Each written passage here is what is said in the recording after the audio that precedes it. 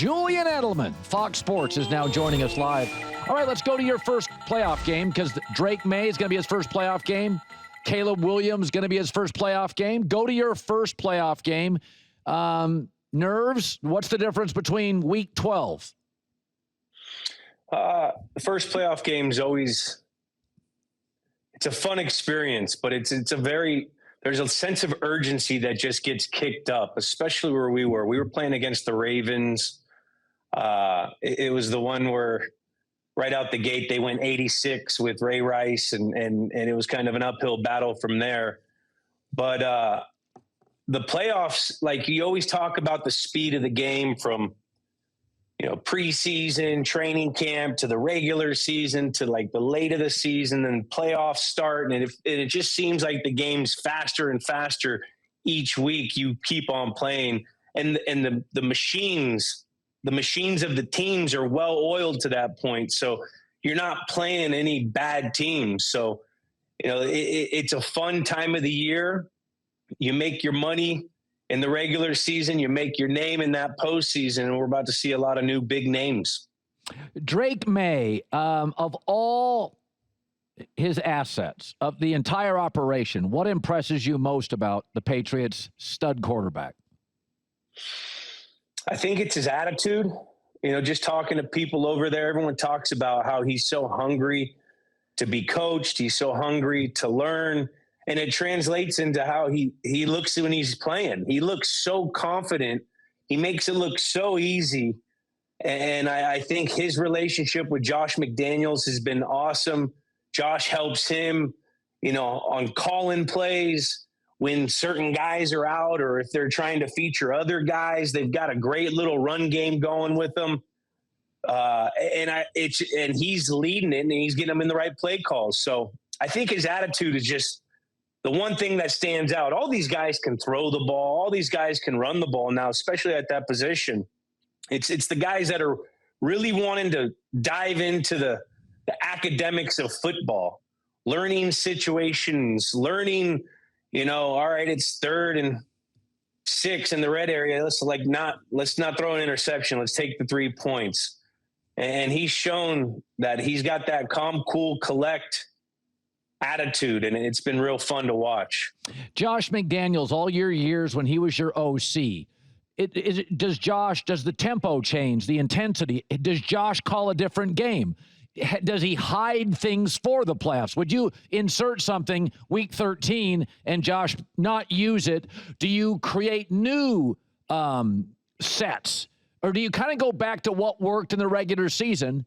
So you're facing the Chargers, one of the better defenses. How much is new and how much is stuff that has worked weeks 1 through 18? Well, with Josh's offense, it's always a game plan offense. So it could be new every week. You have your fundamental plays that you'll always have that everyone's comfortable with, that you can always select from. But there'll always be a new wrinkle to try to expose the deficiencies of what that defense doesn't do well. So you can always anticipate something they've been working on potentially throughout the season that they may never got called because they didn't get the right look. I remember always when we went into these playoff games, they said, we're not going to leave anything in the tank. If we have anything in the playbook, be ready for it to be used because there's no next week to save it for. So you could definitely bank on the fundamental things that have worked all year, a couple things that the defense doesn't like to see because you've studied this on film, and maybe a couple wrinkles to that.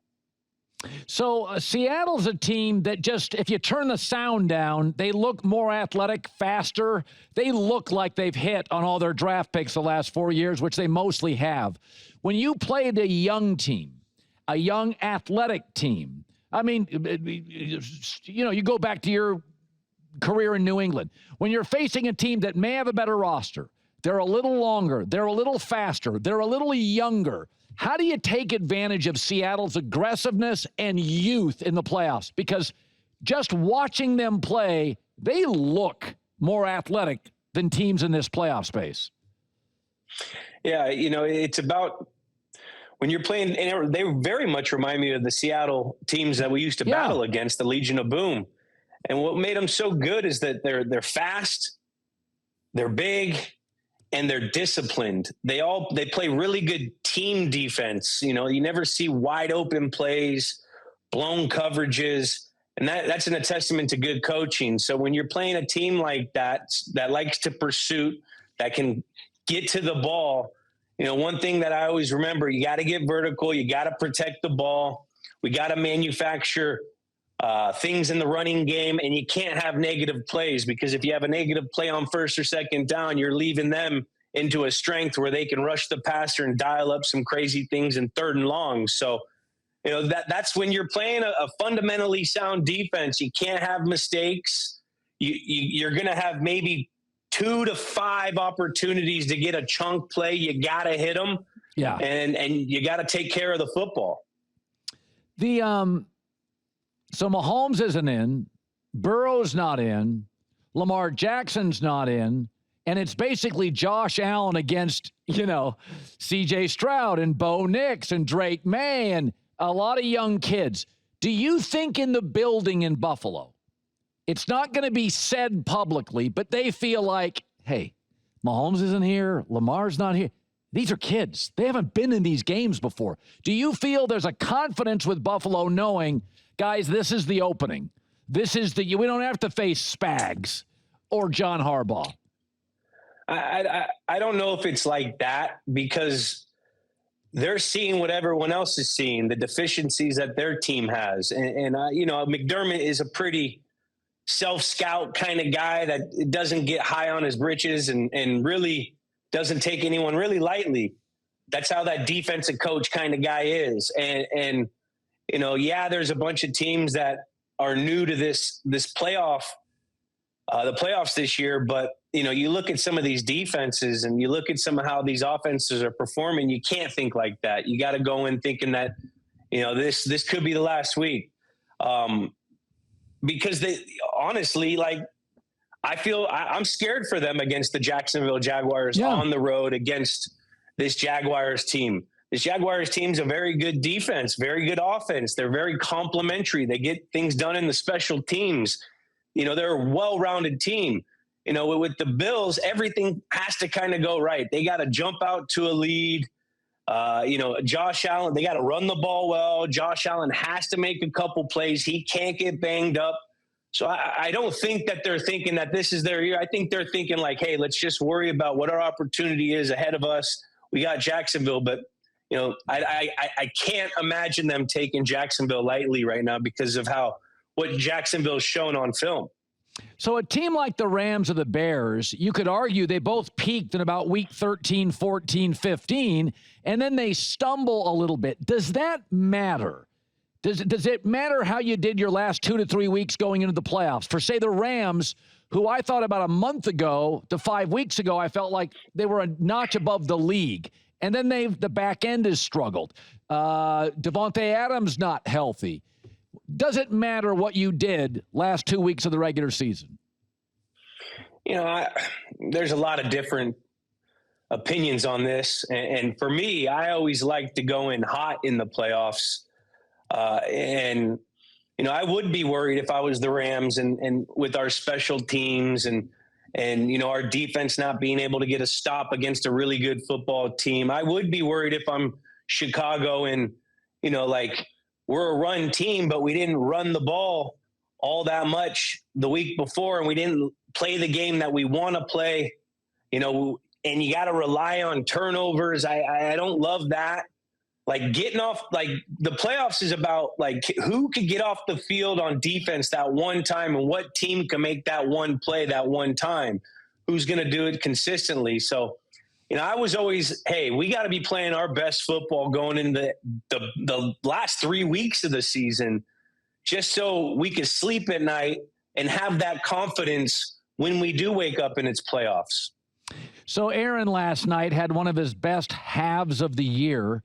No DK Metcalf, and yet he went toe-to-toe as Lamar was Zay Flowers, blown coverages. Go back to, you know, Tom's in his 40s. Tom is older. It did feel like Aaron sort of relied. He went to his bag of tricks last night because their receiving core does not get open. It's Freiermuth with no DK. It's, you know, it's, you kind of hope Warren busts a 10, 12-yard run. They don't have a lot offensively. And do you remember playing with Tommy? I'm sure you do, as he was older. He's in his 40s, and it's one of those big Sunday night games, and Tom's just got so much bandwidth because he's been in so many games like that. Yeah, I mean, late in our career when we were kind of banged up at receiver, it was kind of like that every week. You got to play to the strength of what our team is. And sometimes, when you're missing linemen and you can't get them blocked, like with what you saw Aaron do last night, hey, man, sometimes these little swing passes, these little screens that pick up 3 to 5 yards that keep us on schedule, that's the way we're going to have to play. We're going to have to muddy the game up because we don't have any explosion plays. So I thought Aaron did an unbelievable job at that. There was probably 3 throws that he's shaking his head on that he wish he had back, but the way he finished, like dinking, dunking, getting those nice little runs, getting the right runs called. It was fun to watch and leaning on the guys that he has the most trust in. I mean, it seemed like, before every play, he was looking at Freiermuth like, hey, man, this is what you're going to do. This is what you're going to do. And that's sometimes what you have to do when you're banged up or in their case, you don't have DK and you got to move on without it. So that was a great job by Aaron. And it's fun to watch him play. That's one thing that, you don't know how much longer we're going to get to watch him play. It's fun to watch a quarterback go out and quarterback like that. All right, so the Giants have a job opening, the Browns, the Titans, the Falcons, the Raiders, the Cardinals. It's a lot of losing organizations. I actually think the Giants with Dart and Scatterboo and Neighbors, if they have a left tackle, I think that in that division too, I don't know if I trust Dallas or Washington. I think the Giants feels like you could go in there if Dart stays out of the blue tent. I got a star back. I got a star wide receiver. Any of these jobs you think if you were into coaching, is there any of these you look at and go, that's interesting? The Falcons. Why? I mean, they got a solid offensive line. They got a scary running back. Bijan Robinson, that's a quarterback's best friend. Good offensive line, good running back. They got Kirk Cousins who will be there, who can be a viable candidate to run the offense. They got Penix. And then they have a lot of young talent on defense. They've drafted some young guys that are playing pretty well at the end of this season.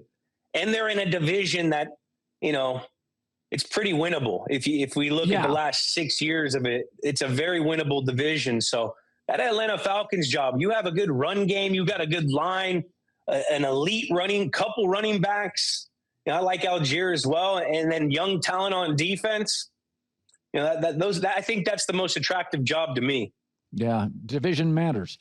Julian Edelman. Division matters. Yep, NFL on Fox pregame special. Also, check out Julian's podcast, Games with Names. New episodes every Tuesday. Good seeing you, bud.